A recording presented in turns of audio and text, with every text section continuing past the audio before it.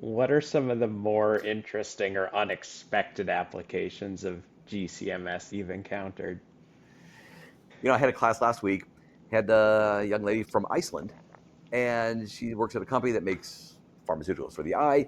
And I don't know, I was just sort of like, gee, who'd have thought there are eye drop companies in Iceland? And we had someone from Jamaica, and they were the Jamaican Bureau of Standards. So we have NIST, the National Institute of Technology. It used to be National Bureau of Standards. There's a Jamaican Bureau of Standards, and why wouldn't there be? I find it's interesting that chromatography is applied to things that you wouldn't even think of.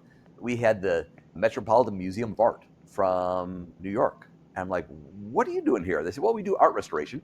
You got this 300-year-old painting and it's all dirty and we want to clean it, but we have to know what's the film on it, what's the dirt made out of, and what's the paint made out of, because we don't want to erase the paint when you're erasing the dirt. That fascinated me. Of course, the DEA is always fascinating because they tell great stories. There's stuff out there that, man, there's a lot of crazy people in the drug world that don't do drugs if you learn nothing else.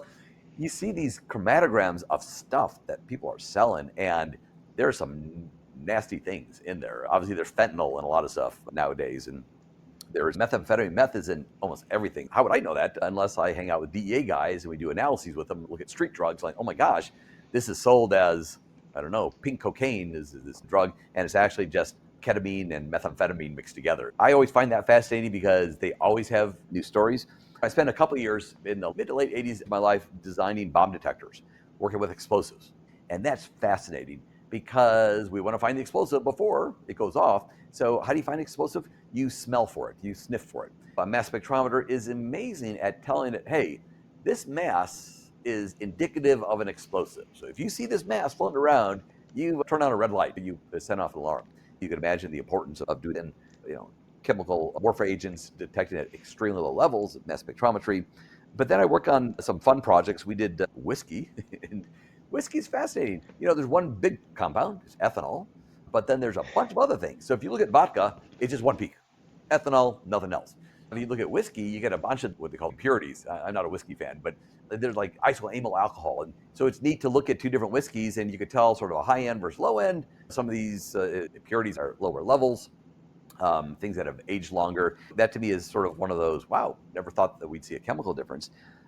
Started off as a very boring method request, and that was to look at edible oils. The Mafia makes a lot of their money today by adulterating olive oil. They take olive oil, they mix it with cheaper oils. Who's going to know if there's corn oil in there? Well, we'll know because we can analyze it. So we did that, and it was involved. There was a lawsuit involved, and it was an $80 million lawsuit, and it all had to do with vegetable oils and messing with vegetable oils.